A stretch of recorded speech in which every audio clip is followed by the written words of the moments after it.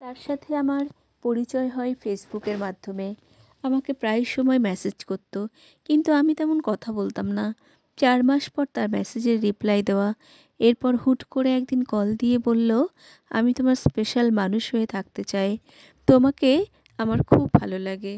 অনেক দিন ধরেই তোমাকে দেখি, কিন্তু বলতে পারিনি। আজ সাহস করে বলে ফেললাম। আমি অবাক হইনি, কারণ এমন প্রস্তাব সচরাচর পাই, এটাই স্বাভাবিক। আমি তাকে ডিরেক্ট বললাম, আমি রিলেশন করব না। বিয়ে করলে আমার ফ্যামিলির সাথে কথা বলুন। সে আমার কাছে 4 মাস সময় নিয়েছিল। বলল তার বড় ভাইয়ের বিয়ে হয়নি, তাই এখন বলতে পারবে না। তার বড় ভাই 4 মাসের মধ্যেই বিয়ে করবে, এরপর ফ্যামিলি নিয়ে আসবে। এরপর থেকেই আমাদের টুকটাক কথা হতে থাকে।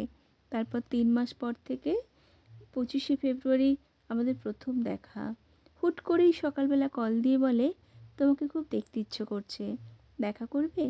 আমি একটু অবাক হলাম, কারণ কাজের সুবাদে ঢাকা থাকে। আমাকে দেখার জন্য বাড়িতে চলে এসেছে। আমি না করলাম না। কলেজের জন্য বের হয়ে তার সাথে দেখা করলাম। দেখা হওয়ার পর এটা বুঝতে বাকি রইল না, মানুষটা নিঃসন্দেহে সৎ এবং চরিত্রবান। তবে তার প্রতি বিন্দু পরিমাণ ফিলিংস আমার কাজ করেনি। এরপর কথা চলতে থাকে। আস্তে আস্তে আমার প্রতি তার ভালোবাসা বেড়েই চলেছে। এত বেশি কেয়ারিং আর এত বেশি সিরিয়াস, সে বলার কথা নয়। এরপর 12ই এপ্রিল দ্বিতীয়বার দেখা করি আমার বান্ধবীসহ। তারপর আমার প্রতি তার কেয়ার ভালোবাসা দেখে আমি তাকে ভালোবাসতে শুরু করি। আমাকে একদিন না দেখে থাকতে পারতো না। কয়েক ঘন্টা অফলাইনে থাকলে অস্থির হয়ে যেত। সারাক্ষণ ভিডিও কলে কথা বলতাম।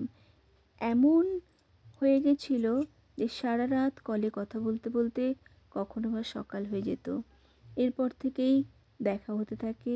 যতবারই দেখা হতো, ভীষণ যত্ন আর নিজের মতো করে নিজের হাতে খাইয়ে দিত, আগলিয়ে রাখতো। আমার কি পছন্দ কি অপছন্দ সেগুলো তাকে বলে দিতেই হতো না। আমার রাগ অভিমান সব কিছুই সে বুঝতো। কখনো একটা ধমকও দিত না। দেখা হলে কখনোই খারাপ ভেবে সে আমাকে স্পর্শ করতো না। হাতটাও ধরতে সে ভয় পেত। তাকে পেয়ে আসলেই আমি নিজেকে খুব ভাগ্যবতী বলে দাবি করতাম। তারপর যেদিন আমাকে হারানোর ভয়ে ওর চোখে পানি দেখেছি, সেদিনই নিজে প্রমিস করেছি যে ওকে আমি কখনোই ছেড়ে যাব না। হুট করেই এরপর আমার ফ্যামিলি থেকে আমাকে বিয়ের জন্য প্রেশার দেওয়া শুরু করে। ওকে জানানোর পর সে তার পরিবারকে জানায় আমার কথা। তার পরিবার ডিরেক্ট না করে দেয়, তারা আসবে না। সে আমার পরিবারের সাথে দেখা করে, কথা বলে, তারাও মানবে না। অনেক মার খাওয়ার পর, চারিদিক থেকে সবার কথা শোনার পরও তাকে আমি ছাড়িনি। তার পাশে ছিলাম। বলেছি, তুমি পরিবারকে মানাও, আমি আছি তোমার পাশে।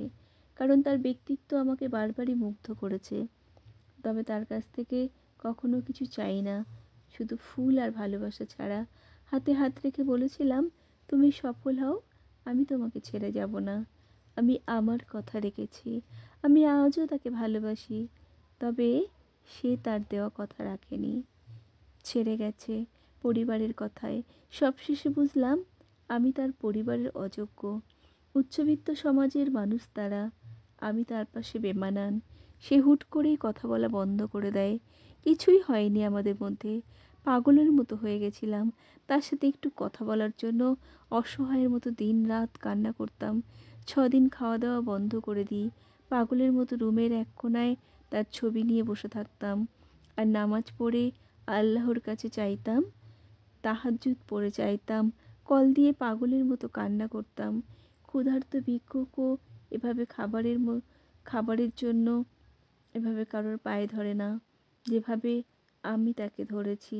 আমি তার কাছে প্রার্থনা করেছি, তার পায়ে ধরতেও ছাড়িনি আমি। আমি তোমাকে খুব ভালোবাসি, এভাবে হাজারবার বলার পরও তার পাষাণ মন এতটুকু গলেনি। এভাবে চলতে চলতে আমি অসুস্থ হয়ে পড়ি। 4 দিন হাসপাতালে ভর্তি ছিলাম। আমার বান্ধবী তাকে খবর দেওয়ার পর সে বলল তার আর কিছু করার নেই, সে পরিবারের বিরুদ্ধে গিয়ে কিছু করতে পারবে না। তারপরেও তাকে ঘৃণা করতে পারিনি। তারপরও সে সব ধরনের যোগাযোগ বন্ধ করে দেয়। সাবধান থেকে সবখান থেকে সে ব্লক করে দেয়। তারপর বেহায়ার মতো অন্য আইডি খুলে মেসেজ দিতে থাকে। সবগুলো থেকেও সে ব্লক করে দেয়। কিন্তু মন তো কিছুতেই মানছে না। তাকে খুব দেখতে ইচ্ছে করছে। কোনো কিছু না ভেবেই আমাদের এই পাহাড় সমান দূরত্ব ভেদ করে ছুটে গেলাম তার কাছে। 130 কিলোমিটার পথ পাড়ি দিয়ে তার কাছে এক নজর দেখতে গেলাম। কিন্তু না, সে আসেনি। সেদিন তার ঠিকানায় গিয়ে তাকে 105টা কল করার পরও যখন তার মন গলেনি, এত দূর ছুটে গেছি শুনেও যখন সামনে আসেনি, সেদিনই ধরে নিয়েছি, ওহে শখের পুরুষ, তুমি আমার প্রেমে পড়েছিলে, তুমি আমায় কখনো ভালোবাসোনি। সংগৃহীত কণ্ঠে আমি সুমিত্রা।